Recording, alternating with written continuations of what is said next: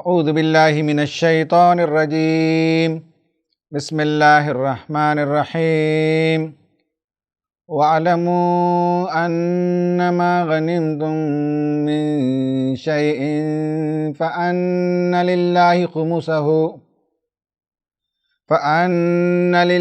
خُمُسَهُ وَلِلرَّسُولِ وَلِذِي الْقُرْبَى وَالْيَتَامَى وَالْمَسَاكِينِ وَابْنِ السَّبِيلِ صدق اللہ العظیم۔ خواتین و حضرات، یہ 10واں پارہ ہے۔ اس پارے کے اندر جو مضامین آئے ہیں ان پر ایک نگاہ ڈال لیتے ہیں۔ پہلا رکوع سورہ انفال سے متعلق ہے۔ اس پارے میں 2 سورتیں آتی ہیں، سورہ انفال اور سورہ توبہ۔ رکوع نمبر 1 سے 6 تک سورہ انفال کی ہیں اور آگے کے رکوعات سورہ توبہ سے متعلق ہیں۔ انفال کے ان 6 رکوعوں میں اللہ تبارک و تعالیٰ نے جنگ بدر پر تبصرہ فرمایا۔ رکوع نمبر 1 میں بتایا کہ کس طرح سے مال غنیمت کی تقسیم ہونی چاہیے۔ کوئی جنگ ہو، اس میں مال غنیمت ہاتھ آئے تو اس کا 1/5 وہ پبلک سروس میں جائے گا، اللہ اور اس کے رسول اور رشتہ دار، یتیم، مسکین اور مسافر نوازی میں، اور اس کی تفصیلات آئی ہیں۔ پھر آگے رکوع نمبر 2 اور 3 میں یہ بتایا گیا کہ کس طرح سے قریش ریاکاری کے ساتھ، قوت کے اظہار کے ساتھ جنگ کے لیے نکلے، جبکہ صحابہ کرام خدا سے ڈرتے ہوئے میدان کی طرف نکلے۔ پھر دونوں کے درمیان جب مٹ بھیڑ ہوئی تو اللہ تبارک و تعالیٰ نے دونوں جماعت کو خواب دکھائے تاکہ یہ فرقان، یہ جنگ حق و باطل کی کشمکش میں پتہ چل جائے کہ کون حق پر ہے اور کون باطل پر ہے۔ یہ جنگ ہونی تھی، اس کے لیے اللہ تعالیٰ نے کفار و مشرکین کو خواب میں دکھایا کہ مسلمانوں کی تعداد کم ہے۔ مسلمانوں کو اللہ تعالیٰ نے خواب میں دکھایا کہ کفار سے آسانی سے لڑا جا سکتا ہے۔ آخرکار یہ جنگ ہوئی۔ فرشتوں کو اللہ تعالیٰ نے اتارا۔ فرشتے کفار کی جان جب لے رہے تھے تو ان کے منہوں پر، ان کی پیٹھوں پر مار رہے تھے۔ مسلمانوں کو بتایا گیا کہ اس طرح کے معاملات میں ہمیشہ قوت تیار کر رکھو۔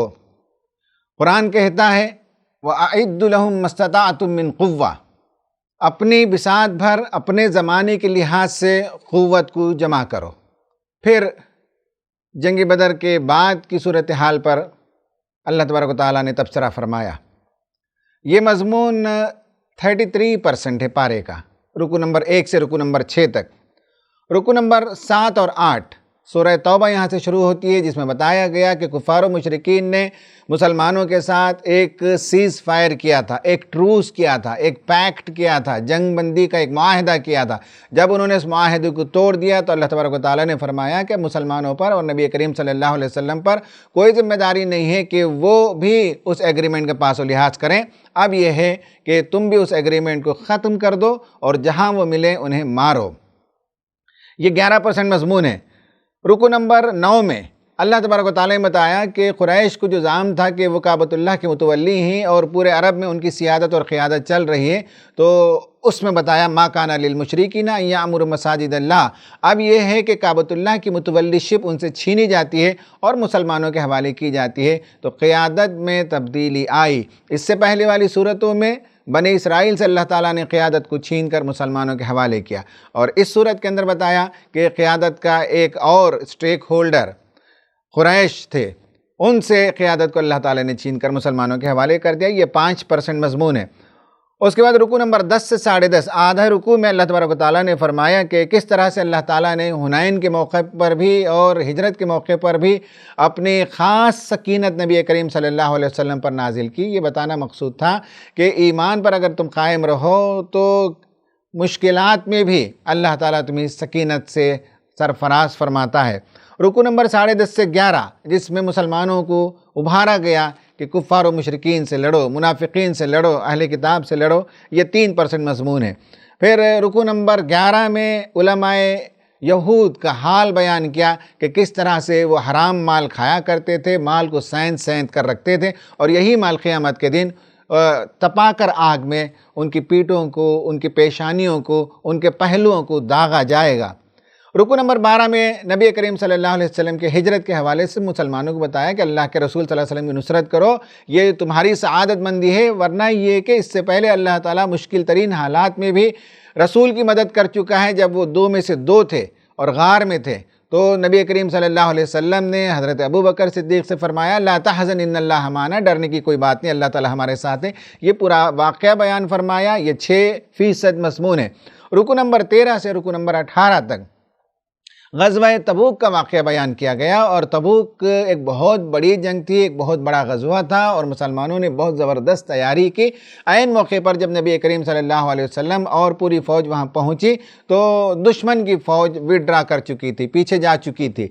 اس میں یہودیوں نے بڑھ چڑھ کر اسلامی صفوں کے اندر خرابی پیدا کرنے اور مسلمانوں کے اندر بزدلی، پست ہمتی پیدا کرنے کی کوششیں کی، ان پر سخت تبصرہ آیا۔ سورہ نساء میں بھی تبصرہ ہے اور سورہ توبہ میں بھی طویل ترین اور سخت تبصرہ اللہ تعالیٰ نے فرمایا، اور ان میں ان 3 صحابہ کا بھی ذکر آیا جو سستی اور کاہلی کی وجہ سے میدان جنگ میں شریک نہیں ہو سکے، اور ان کا معاملہ اللہ تبارک و تعالیٰ نے سخت کر دیا اور آخرکار ان کی توبہ کو قبول فرمایا۔ یہ واقعہ بھی اس کے اندر آتا ہے۔ خواتین و حضرات، اس طرح سے اس صورت پر ہم نے ایک نگاہ ڈالی اور سارے مضامین کا خلاصہ میں نے آپ کے سامنے بیان کیا۔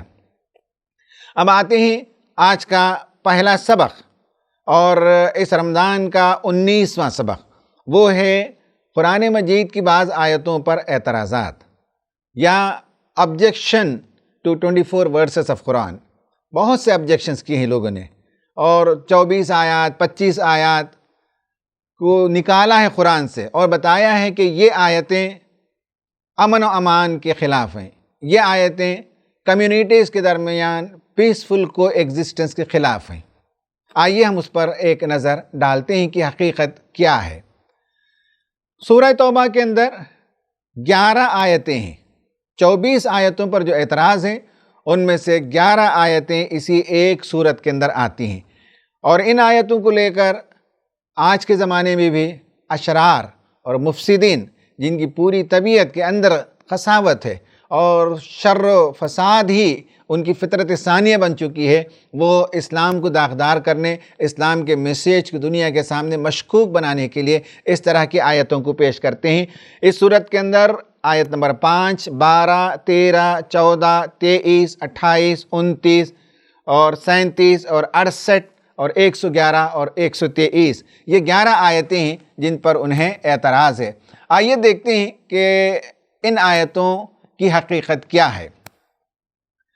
اس کا جواب بعض کتابچوں میں آپ کو ملے گا، اور یہ بتایا گیا ہے کہ اسلام ایک امن کا مذہب ہے، اسلام پیسفل کو ایگزسٹنس چاہتا ہے، مختلف قوموں کے درمیان عقیدوں کے فرق کے باوجود ایز سٹیزنز وہ مل جل کر رہ سکتے ہیں۔ یہ ساری باتیں انہوں نے اپنی کتابوں میں لکھی ہیں، لیکن میں آج خاص کر طلبہ و نوجوان اس پروگرام میں شریک ہوتے ہیں اور انہیں غیر مسلم دوستوں کے ساتھ ڈیبیٹ کرنا ہوتا ہے، ڈسکشن کرنا ہوتا ہے۔ اس سے میں ایک نیا پرسپیکٹیو ان کے سامنے دوں گا تاکہ انہیں پتہ چلے کہ اسلام کا یونیکنس کیا ہے اور ان آیتوں کو لوگوں نے کیسے مس انڈرسٹینڈ کیا ہے۔ 4 مس انڈرسٹینڈنگز ہیں جس کے بارے میں وضاحت ہو جانی چاہیے۔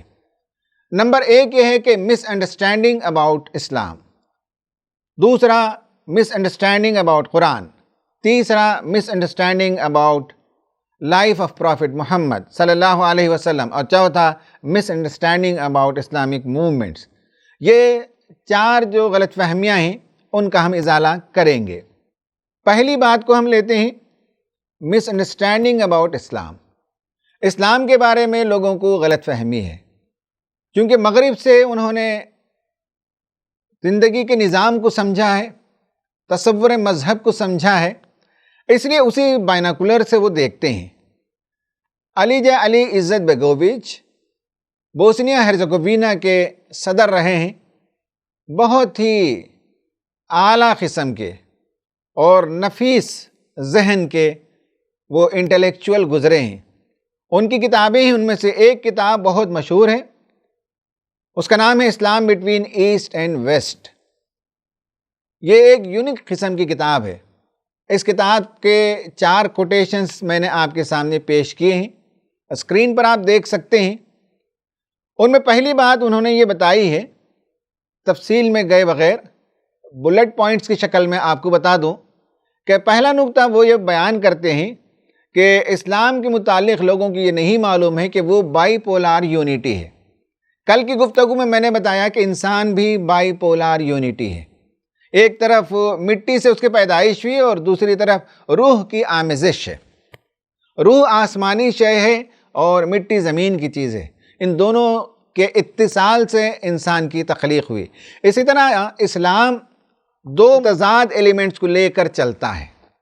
ایک یہ ہے کہ روحانی ایلیمنٹس جس میں خدا کی یاد، ذکر و اذکار، پوجا پاٹ اور صدقہ و خیرات، جو عام طور پر ریلیجس لائف میں لوگ جن کا اہتمام کرتے ہیں، اس کے ساتھ the other element, worldly element, اس دنیا کی زندگی کو سنوارنا، اس دنیا کی زندگی کو بہتر بنانا، کار جہاں بانی، دنیا کو ریکنسٹرکٹ کرنا ڈیوائن گائیڈنس کی صورت میں، جو عموماً ایک پولیٹیکل آئیڈیا ہے، ایک پولیٹیکل تھاٹ ہے، ایک سوشل سٹرکچر ہوتا ہے، ایک سوشل آرڈر ہوتا ہے۔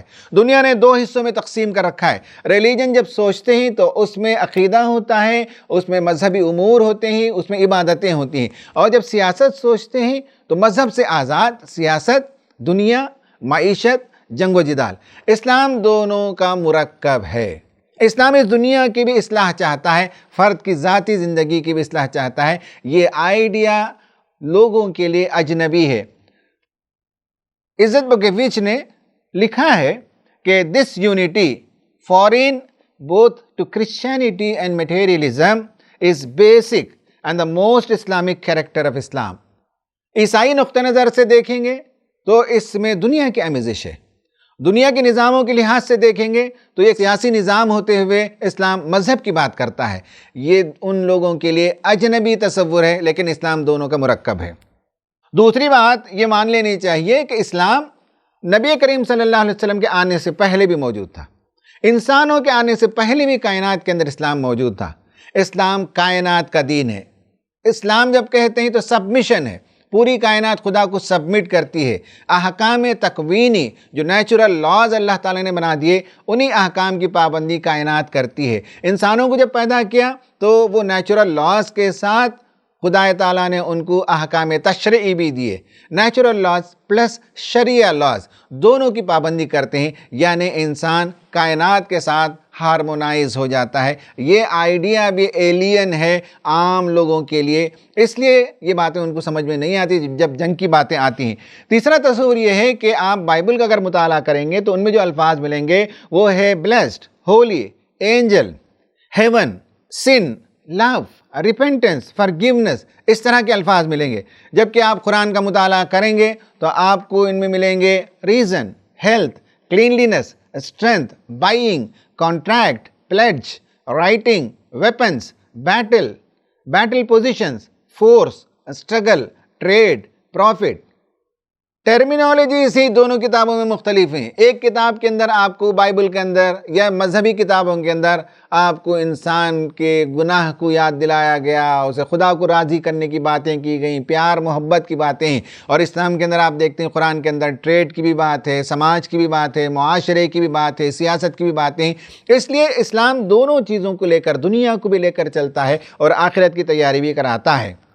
یہ آئیڈیا لوگوں کے پاس نہیں ہونے کے نتیجے میں اسلام کے بارے میں لوگوں کو مس انڈرسٹینڈنگ ہے۔ دوسری مس انڈرسٹینڈنگ ہے وہ قرآن مجید سے متعلق ہے۔ قرآن کے بارے میں خواتین و حضرات اور خاص کر میں اسٹوڈنٹس کو ایڈریس کروں گا، اور ان کی دلچسپی کی بات یہ ہے کہ قرآن میں دو ایسی چیزیں ہیں جو دو پولز کو ایک ساتھ اللہ تعالیٰ نے ملا دیا۔ یعنی یہ ہے کہ ان میں دو اپیرنٹلی کانٹراڈکٹری ویوز ٹوگیدر کر دیے گئے۔ ایک خیال یہ کہ قرآن کو کانٹیکسٹ میں سمجھنا چاہیے، 100% صحیح ہے، اور یہ بھی صحیح ہے کہ قرآن ٹائم سے بلند ہے، is beyond time and space, یہ بھی صحیح ہے۔ یعنی قرآنی آیتوں کو سمجھنا ہو تو عقل سے ہمیں معلوم ہو جائے گا کہ یہ آیتیں ایک پرٹیکولر کانٹیکسٹ میں آئی ہیں۔ عقل سے ہمیں معلوم ہو جائے گا کہ یہ آیتیں کانٹیکسٹ سے باہر، آؤٹ آف کانٹیکسٹ، یہ ٹائم اینڈ اسپیس سے ایبو ہیں اور تا قیامت اس کی تعلیمات عام ہیں۔ یہ عقل ہمیں بتائے گی کہ کسے ہم ٹائم کے اندر رکھیں اور کن آیتوں کو ہم ٹائم سے باہر رکھیں۔ اسی طرح سے قرآن کے بارے میں یہ خیال کہ بہت آسان کتاب ہے، یہ بھی صحیح ہے، اور یہ خیال کہ قرآن بہت مشکل کتاب ہے، غور و فکر کرنی پڑتی ہے، تدبر کرنا پڑتا ہے، ڈیپر انڈرسٹینڈنگ کرنی پڑتی ہے، دونوں صحیح ہے۔ ایک عام آدمی ہے، بھولا بھالا آدمی ہے، اس کی زیادہ تعلیمی لیاقت نہیں ہے، قرآن کو پڑھے گا تو رہنمائی پائے گا اور زندگی کو وہ کامیابی سے گزار لے جائے گا۔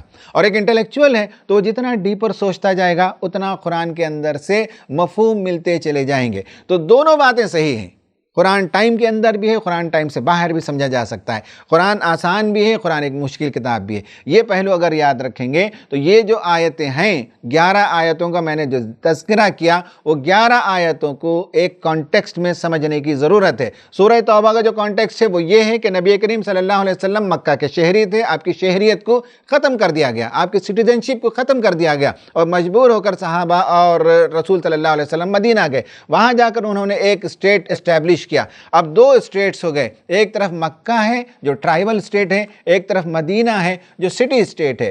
ٹرائبل اسٹیٹ میں ٹرائبل لاز چلتے تھے اور مدینہ میں کانسٹیٹیوشنل لاز چلتے تھے، اور 2 اسٹیٹس کے درمیان، 2 ممالک کے درمیان رسہ کشی رہی، دونوں کے درمیان ٹکراؤ ہوتا رہا۔ 10 سال کی یہ پوری تاریخ ہے۔ اس تاریخ میں ایک موقع ایسا آیا کہ دونوں طرفین مل کر بیٹھے اور ایگریمنٹ کیا، صلح حدیبیہ جسے کہتے ہیں، ایک ٹروس بنایا، ایک سیز فائر کا ایگریمنٹ کیا، اور کہا کہ اب ہم آپس میں نہیں لڑیں گے، اور جتنے قبیلے ہیں دے ول بی انڈیپینڈنٹ، جس کے ساتھ چاہیں تو وہ مدینہ اسٹیٹ کے ساتھ جائیں، چاہیں تو وہ مکہ کے اسٹیٹ کے ساتھ جو ہے اپنی دوستی کریں، اپنے معاملات کو طے کریں۔ یہ آزادی پورے عرب کے قبیلوں کو دی گئی تھی، لیکن ہوا ہے کہ اس ایگریمنٹ کو توڑنا شروع کر دیا مکہ کے لوگوں نے۔ مکہ کے اسٹیٹ نے اس ٹروس کے خلاف بعض قبیلوں کو اکسایا، بغاوت پر آمادہ کیا، اور راتوں رات حملہ کرنے پر آمادہ کیا۔ مدینے پر آتے تھے، چڑھ دوڑتے تھے، مدینے پر جو ہے گوریلا وار کرتے تھے۔ تب اللہ تبارک و تعالیٰ نے حج کے دن یہ اعلان فرمایا کہ جب ایک پارٹی نے سیز فائر کے ایگریمنٹ کو ختم کر دیا ہے تو نبی صلی اللہ علیہ وسلم اور مومنوں کو کہا گیا کہ اب تم پر بھی کوئی پابندی نہیں ہے کہ سیز فائر کا احترام کرو، سیز فائر ختم، ایگریمنٹ ختم کر دو تمہاری طرف سے۔ اب اس کے بعد چونکہ انہوں نے ایگریمنٹ کو توڑا ہے تو پرانا جو جنگ کا ماحول تھا اس کو وہ تازہ کرنا چاہتے ہیں۔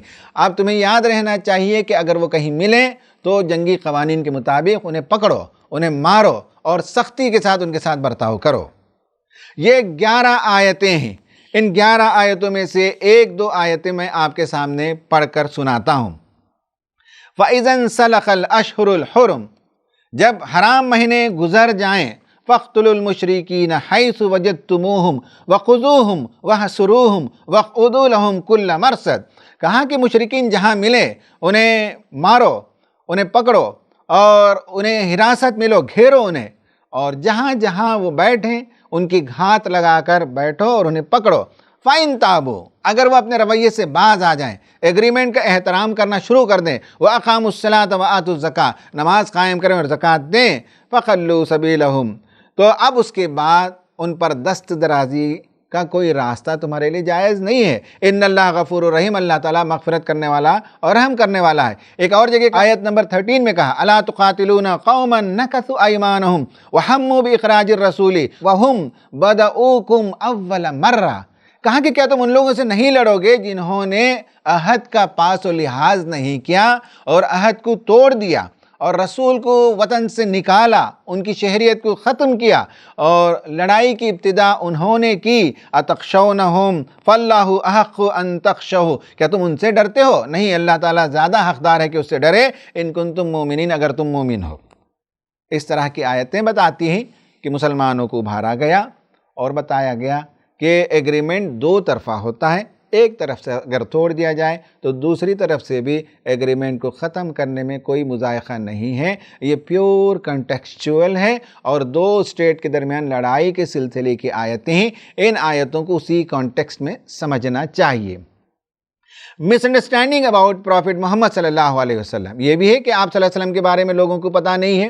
آپ صلی اللہ علیہ وسلم مرسی ٹو مینکائنڈ، انسانوں کے لیے رحیم ثابت ہوئے، رحمت بنا کر عالمین کے لیے بھیجے گئے۔ آپ نے ایک مدینہ میں ریاست قائم کی، دیگر مذاہب کے لوگ بھی وہاں رہتے تھے، تاریخ گواہ ہے کہ ان کے درمیان کوئی ایشو نہیں تھا، اور جہاں کانسٹیٹیوشنل وائلیشن ہوا وہاں سٹیزنز کو جو سزا دی جاتی ہے وہ دی گئی ہے، اور یہاں تک کہ جب یہ ایگریمنٹ ہوا اور مکہ فتح ہوا تو اس وقت مکے کے جو جانی دشمن تھے وہ نبی کریم صلی اللہ علیہ وسلم کے سامنے سر جھکائے ہوئے کھڑے تھے، اور آپ کے لیے جائز تھا ہر قانون کے لحاظ سے کہ ان کو قتل کیا جاتا، لیکن آپ نے فرمایا لا تثریب علیکم اليوم انتم الطلقاء، جاؤ آج میں نے تم سب کو معاف کر دیا، کوئی مواخذہ نہیں تمہارے ساتھ، میں نے تم سب کو معاف کر دیا۔ خواتین و حضرات، خاص کر میرے عزیز طلبہ اور طالبات، نوجوان دوستو، آپ کو ایک دلچسپ بات بتاؤں، یہ 13 سال کا اسٹرگل ہے، نبوت کا اسٹرگل۔ مدینہ جانے کے بعد 10 سال کی کشمکش ہے، رسہ کشی ہے مکہ اور مدینہ کے درمیان۔ اس درمیان 80 جنگیں ہوئی۔ جنگ جب کہیں تو یہ نہ سوچئے جیسا کہ افغان وار ہوا یا یہ کہ عراق وار ہوا، یہ تو آج کے زمانے کی جنگیں۔ اس زمانے میں جو جنگیں ہوتی تھیں وہ چھوٹی موٹی جنگیں ہوتی تھیں، جسے اڑپ جھڑپ کہہ سکتے ہیں یا ایکسپیڈیشنز کہہ سکتے ہیں۔ رسول اللہ مختلف ٹولیاں بنا کر بھیجتے تھے، دیکھیں کہ کون سے قبیلے اسلام کے خلاف دشمنی پر اترے ہوئے ہیں، تلے ہوئے ہیں اور دشمنی پر آمادہ ہوئے ہیں، ٹولیاں بنا کر بھیجتے تھے، اور ان کے درمیان بھی کبھی اڑپ جھڑپ ہو جاتی۔ 80 جنگیں ہوئیں، جن میں سے وہ جنگیں جس میں نبی کریم صلی اللہ علیہ وسلم شریک تھے غزوہ کہتے ہیں، جن میں آپ شریک نہیں تھے سریہ کہتے ہیں۔ 20 جنگیں ایسی ہیں جن میں فائٹ ہوئی ہے، باقی 60 صرف ایکسپیڈیشن، اور 20 جنگوں میں 259 مسلمان شہید ہوئے اور 759 نان مسلمز مرے۔ دونوں کی تعداد ملا کر 1018 پیپل ڈائیڈ۔ یہ کہہ سکتے ہیں کہ بلڈ لیس ریولیوشن، اتنا بڑا انقلاب برپا ہوا، اور دونوں طرف سے جو جانیں ضائع ہوئی ہیں وہ صرف 1018۔ اور میں نے آپ کو بتایا اس سے پہلے والے درس میں کہ کس طرح سے ملینز اور ملینز کی تعداد کو آج کے زمانے کے حکمرانوں نے سلاٹر کر دیا، آج کے زمانے کے حکمرانوں نے قتل عام کیا کروڑوں کی تعداد میں۔ اور حیرت ہے نبی کریم صلی اللہ علیہ وسلم نے جو انقلاب برپا کیا وہ لیسٹ کیجولیٹی کے ساتھ ہوا۔ اسلامک موومنٹس کے بارے میں بھی ایسی غلط فہمی ہے لوگوں کو کہ یہ دینی تحریک ہیں، دنیا کے معاملے میں نہیں آنا چاہیے، یا یہ سیاسی لوگ ہیں پھر دین کی بات کیوں کرتے ہیں۔ یہ غلط فہمی ہے لوگوں کی، یہ دور ہونی چاہیے۔ 4 مس انڈرسٹینڈنگ ہے جس کے نتیجے میں ان آیتوں کو صحیح طور پر نہیں سمجھا گیا ہے۔ اب آئیے دیکھتے ہیں ایکشن پلان کیا ہے۔ نمبر 1 یہ ہے کہ 24 آیتوں پر، 25 آیتوں پر، یا قرآن کی ان آیتوں پر جنہیں اعتراض ہے، ان پر جو کتابیں اویلیبل ہیں یا نیٹ میں جو سائٹس اویلیبل ہیں انہیں پڑھنا چاہیے، خاص کر طلباء و نوجوانوں کو۔ نمبر 2 یہ ہے کہ آپ اگر فیس بک میں ہیں تو اپنے والز پر لکھیں، یا سوشل میڈیا میں کہیں اور ہیں تو چھوٹی چھوٹی باتیں لکھیے کہ اسلام کس طرح سے امن کا مذہب ہے، امن کی تعلیم دیتا ہے، اور بعض آیتیں جو کانٹیکس کے اندر ہیں اور بالخصوص 2 اسٹیٹ کے درمیان لڑائی کے بیچ میں وہ آیتیں نازل ہوئی، اس کو انہی کانٹیکس میں سمجھنا چاہیے۔ اور نمبر 3 یہ ہے کہ غیر مسلم دوستوں کو اپنے افطار پارٹی وغیرہ میں بلائیے 1 2 3 کو، اور ان کے ساتھ افطار کیجیے اور موقع پا کر قرآن کا تعارف کرائیے۔ یہ پہلا مضمون ختم ہوا۔ اب ہم دوسرا مضمون لیتے ہیں آج کا، وہ لیسن نمبر 2 ہے، اس رمضان کا لیسن نمبر 20 ہے، وہ ہے پلاننگ ان سیرہ۔ سیرت میں ہمیں پلاننگ کی اہمیت کیسے معلوم ہوتی ہے، اس پر تھوڑا سا غور و فکر کرتے ہیں، اس لیے کہ ہمارے ہاں یہ مزاج ہے کہ ٹیک لائف ایز اٹ کمز، زندگی جیسے آتی ہے ویسے لے لیں۔ بہت کم لوگ ہوتے ہیں جو سنجیدگی کے ساتھ اپنی زندگی کی منصوبہ بندی کرتے ہوں۔ تعلیم کی منصوبہ بندی کریں، شادی کی منصوبہ بندی کریں، بچوں کی تربیت کی منصوبہ بندی کریں، تجارت کی منصوبہ بندی کریں، دینی کاموں میں لگنے کے لیے پلاننگ کریں۔ یہ بہت کم لوگوں کے پاس ہوتا ہے، حالانکہ پلاننگ ویری ویری امپورٹنٹ ہے، اور نبی کریم صلی اللہ علیہ وسلم کی سیرت سے ہمیں پتہ چلتا ہے کہ آپ صلی اللہ علیہ وسلم کے سب کام منصوبہ بند ہوتے تھے، اور آپ کی پوری تاریخ میں، آپ کی سیرت کی پوری زندگی میں دی موسٹ پلانڈ ایکٹیویٹی ہجرت ہے۔ قرآن میں سورہ توبہ میں اللہ تبارک و تعالیٰ نے اس کا تذکرہ فرمایا کہ إِلَّا تَنْصُرُوهُ فَقَدْ نَصَرَهُ اللَّهُ إِذْ أَخْرَجَهُ الَّذِينَ كَفَرُوا ثَانِيَ اثْنَيْنِ إِذْ هُمَا فِي الْغَارِ إِذْ يَقُولُ لِصَاحِبِهِ لَا تَحْزَنْ إِنَّ اللَّهَ مَعَنَا فَأَنزَلَ اللَّهُ سَكِينَتَهُ عَلَيْهِ وَأَيَّدَهُ بِجُنُودٍ لَّمْ تَرَوْهَا وَجَعَلَ كَلِمَةَ الَّذِينَ كَفَرُوا السُّفْلَىٰ وَكَلِمَةُ اللَّهِ هِيَ الْعُلْيَا وَاللَّهُ عَزِيزٌ حَكِيمٌ۔ آیت نمبر 40 ہے۔ اس میں بتایا کہ مسلمانوں رسول کی مدد کرو، رسول کی نصرت کرو، اور یہ جو رسول کی مدد کرنے کی بات کی جا رہی ہے، دین کی مدد کرنے کی بات کی جا رہی ہے، اللہ تعالیٰ کے دین کی نصرت کی جو بات کی جا رہی ہے، اس میں تمہارا مفاد ہے، اس میں تمہارا بینیفٹ ہے، اس میں تمہارا فائدہ ہے۔ ورنہ یہ کہ اللہ تعالیٰ اتنی قوت والا ہے، اس کے پاس اتنا بڑا اقتدار ہے، وہ اپنا کام خود کر سکتا ہے، اسے کسی کی مدد کی ضرورت نہیں، وہ غنی ہے، وہ حمید ہے۔ یہ تمہاری بھلائی ہے، دین کے راستے میں کام آ جاؤ، دین کے راستے میں اپنی زندگیاں لگاؤ۔ کہا کہ اِلَّا تَنْصُرُوهُ، اگر تم اس کی مدد نہ کرو تو تمہیں معلوم ہونا چاہیے فَقَدْ نَصَرَهُ اللَّهُ، اللہ تعالیٰ نے رسول کی اس وقت مدد کی اِذْ أَخْرَجَهُ الَّذِينَ كَفَرُوا، کافروں نے جب انہیں وطن سے نکال دیا تھا۔ ثانی اثنین، دو میں کا وہ دوسرا تھا۔ اِذْ هُمَا فِي الْغَارِ، جب دونوں وہ غار میں تھے۔ اِذْ يَقُولُ لِصَاحِبِهِ، جب وہ اپنے ساتھی سے کہہ رہا تھا لَا تَحْزَنْ إِنَّ اللَّهَ مَعَنَا، اے ابو بکر صدیق ڈرنے کی کوئی بات نہیں ہے، اللہ تعالیٰ ہمارے ساتھ ہے۔ فَأَنزَلَ اللَّهُ سَكِينَتَهُ، اللہ تعالیٰ نے اپنی سکینت اس پر نازل کی، سکینتہ علیہ وَأَيَّدَهُ بِجُنُودٍ لَمْ تَرَوْهَا، اور ایسی فورسز سے، ایسی قوتوں سے اور لشکر سے اللہ تعالیٰ نے اس کی مدد کی جو تمہیں نظر نہیں آتی ہیں۔ وَجَعَلَ كَلِمَةَ الَّذِينَ كَفَرُوا السُّفْلَىٰ، اس طرح سے اللہ تعالیٰ چاہتا ہے کہ کلمہ کفر پست ہو، جس کے پیچھے کوئی آتھینٹیسٹی نہ ہو، جس کے پیچھے کوئی عقل کی دلیل نہ ہو، جس کے پیچھے کوئی نقل کی دلیل نہ ہو، جو ضد اور ہٹ درمی اور ظلم پر مبنی ہو، وہ نظام نیچے ہونا چاہیے۔ وَكَلِمَةُ اللَّهِ هِيَ الْعُلْيَا، اللہ کا نظام، اللہ کا کلمہ، اللہ کی فلسفی، اللہ کا ڈیوائن گائیڈنس، اللہ کا دیا ہوا سسٹم دنیا میں ڈومینیٹ ہونا چاہیے، پھیلنا چاہیے، اس لیے کہ اس میں لاجک ہے، اس میں سائنس ہے، اس میں آرگیومنٹس ہے، اس میں پروفس ہے، اس میں انسانوں کی بھلائی ہے۔ فرمایا کہ واللہ عزیز حکیم، اللہ تعالیٰ بہت زبردست بھی ہے اور بڑی حکمت والا ہے۔ خواتین و حضرات، نبی کریم صلی اللہ علیہ وسلم کا جو پلانڈ طریقہ تھا ہجرت کا، وہ ذرا دیکھ لیجئے کہ غار ثور کی طرف آپ صلی اللہ علیہ وسلم نے پہلے سفر کیا۔ اگر آپ مکہ کا لوکیشن جانیں تو آپ کو ٹریول کرنا تھا نارتھ کی طرف، لیکن آپ نے ساؤتھ ویسٹ کی طرف ٹریول کیا، نارتھ کے بجائے ساؤتھ ویسٹ ڈاٹس کرنے کے لیے آپ نے ٹریول کیا۔ آپ اس سلائیڈ میں دیکھ سکتے ہیں امپورٹنٹ ایلیمنٹس آف پلاننگ، کس طرح سے آپ نے ہجرت کے درمیان پلاننگ کی۔ نمبر ایک یہ ہے کہ پہلا کام آپ نے یہ کیا کہ چونکہ آپ امین تھے، لوگوں کے ٹرسٹ، لوگوں کی امانتیں آپ کے پاس موجود تھیں، حضرت علی کے حوالے کیا اور ساری فہرست دے دی کہ کس کو کون سی چیز لوٹانی ہے۔ پھر کہا کہ رسول صلی اللہ علیہ وسلم کے بستر پر سو جائیں، آپ کو وہاں سلا دیا۔ ابو بکر صدیق رضی اللہ تعالیٰ عنہ سے کہہ دیا کہ 2 اونٹ تیار رکھیں۔ اس کے بعد ایک غیر مسلم تھا، مسلمان نہیں تھا، وہ اپنے دین پر قائم تھا، اور آپ صلی اللہ علیہ وسلم کا طریقہ یہ ہے کہ جہاں پروفیشنل ہیلپ لینا چاہیے وہاں ضرور پروفیشنل ہیلپ لینا چاہیے، جب تک کہ وہ دشمنوں کے صفوں کا آدمی نہ ہو، ایک کامن مین ہو تو اس سے لینا چاہیے۔ عبداللہ ابن ارقید نام کا ایک آدمی تھا جو پاتھ فائنڈر تھا، ڈیزرٹ میں وہ راستہ نکالتا تھا۔ آج ہمارے پاس جی پی ایس سسٹم ہے، اس زمانے میں کچھ انسان ہوتے تھے جو ریت کے رنگوں کو دیکھ کر، پہاڑوں کے سلسلوں کو دیکھ کر، تاروں کو دیکھ کر اندازہ لگاتے کہ یہ راستہ کدھر جاتا ہے۔ اس کے آپ نے سروسز لیے، پیڈ سروسز اس سے لیے آپ نے۔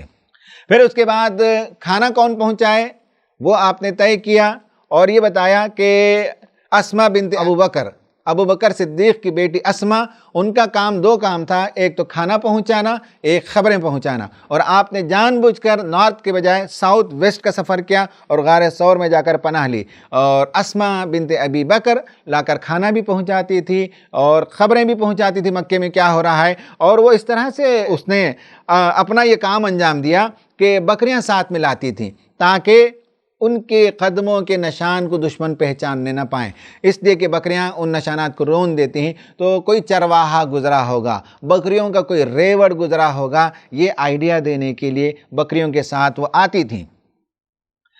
آپ صلی اللہ علیہ وسلم وہاں پہنچ گئے اور 3 دن تک آپ نے قیام فرمایا۔ اس کے بعد 3 دن کے بعد دونوں اونٹ کو طلب کیا، عبداللہ بن ارقید کو بلایا، وہ اپنے اونٹ میں آدھا راستہ دکھا کر واپس آنے والا تھا، تو تینوں راستے پر گئے، اور انٹریڈڈ پاتھ، ایک ایسا راستہ جس پر اس سے پہلے لوگ نہیں گزرے، جسے آج مکہ سے مدینہ جاتے ہوئے شارع ہجرہ کہا جاتا ہے۔ ایک نیا راستہ اس نے نکال کر دیا، جاتے ہوئے پیپر اور پین بھی ساتھ رکھا کوئی ضرورت پڑے تو لکھنے لکھانے کا کام آئے۔ سراقہ بن مالک نبی کریم صلی اللہ علیہ وسلم کو پیچھا کرتے ہوئے آیا اور آخرکار اس کے گھوڑے کے پیر زمین میں 2-3 مرتبہ دھنس گئے تو وہ آیا اور نبی کریم صلی اللہ علیہ وسلم کے سامنے جھک گیا، تو اس کے ساتھ آپ نے ایک معاہدہ کیا، ریٹرن ایگریمنٹ کیا۔ پھر وہاں سے آپ مدینہ پہنچنے سے پہلے قباء میں پہنچے اور 14 دن تک قباء میں یعنی آؤٹ سکرٹس مدینہ کے وہاں آپ نے قیام کیا۔ یہ بھی ایک پلانڈ ایکٹیویٹی تھی تاکہ مدینہ جانے سے پہلے مدینہ کے جو لیڈرز ہیں، سربراہان ہیں، ان کے ساتھ باتیں ہوں، انہیں سمجھا جائے، ان کے ذہنوں کو سمجھا جائے، اس کے مطابق مدینہ کی زندگی کو پلان کیا جا سکے۔ آپ نے یہ کیا، اس کے بعد مدینہ پہنچے۔ یہ پلاننگ ہمیں بتاتی ہے کہ نبی کریم صلی اللہ علیہ وسلم نے زندگی میں جو کچھ کام کیا بہت مائنوٹ ڈیٹیلنگ کے ساتھ پلاننگ کی، اور ایسی پلاننگ کی کہ وقت کے جو دشمن تھے، جو ذہین لوگ تھے، ان کے پاس بھی سارے ریسورسز موجود تھے، اس کے باوجود وہ نبی کریم صلی اللہ علیہ وسلم کا مقابلہ نہیں کر سکتے تھے۔ خواتین و حضرات، ایکشن پلان کیا ہے؟ ایکشن پلان یہ ہے کہ رمضان کے بعد یہ جو ہمارا سیریز چل رہی ہے اور جو لیسنز ہم دے رہے ہیں، جو ایکشن پلان دے رہے ہیں، ان سب کو آپ نوٹ کر رہے ہوں گے۔ اس کی بنیاد پر ان میں سے کچھ چیزوں کو لیں۔ یہ ایسا ممکن نہیں ہے کہ اگر میں 60 لیسنز آپ کے سامنے پیش کروں تو 60 کے 60 پر آپ کل ہی سے عمل کرنا شروع کر دیں، یہ ممکن نہیں ہے۔ آدمی کے اپنے حالات و قوائف ہوتے ہیں، اس کی عمر ہوتی ہے، اس کی صلاحیتیں ہوتی ہیں، اس کی بنیاد پر 2، 4، 8، 10 پوائنٹس کو لے کر لائف آفٹر رمضان کی پلاننگ کیجئے۔ پہلا کام آپ کو اس میں یہ کرنا ہے کہ یہ 60 نکات میں سے کچھ نکات کو آپ کو پک اپ کرنا ہے۔ نمبر 2 یہ ہے کہ اس کے بارے میں ڈیٹیل پلاننگ کرنی ہے کہ کیسے میں اس پر عمل کر سکوں اور عملی جامہ پہنا سکوں، اس کو پلان کرنا پڑے گا۔ اور نمبر 3، اس کام کو کرنے کے لیے ریسورسز کیا کیا اویلیبل ہیں، کون سی کتابیں پڑھنی ہیں، ڈیجیٹل لرننگ کیسے کرنی ہے، کن لوگوں کے ساتھ مجھے مل کر چیزوں کو سیکھنا اور کام کرنا ہے۔ اس طرح سے ایک منصوبہ بنائیے۔ رمضان کے بعد کم سے کم 3 مہینے کی زندگی کی منصوبہ بندی کیجیے۔ 3 مہینے میں آپ نے کچھ اچیو کر لیا تو پھر آگے کے 6 مہینے کے لیے آپ پلاننگ کر سکتے ہیں۔ اللہ تبارک و تعالیٰ سے دعا ہے کہ اللہ تعالیٰ ہمیں قرآن مجید، اسلام، رسول صلی اللہ علیہ وسلم، اس کی جو یونیکنس ہیں، اس کی جو خصوصی پہلو ہیں، ان سب کو سمجھنے کی توفیق عطا فرمائے، زندگی کے ہر مرحلے میں اچھی منصوبہ بندی کرنے کی توفیق عطا فرمائے۔ آمین۔ وآخر دعوانا ان الحمدللہ رب العالمین۔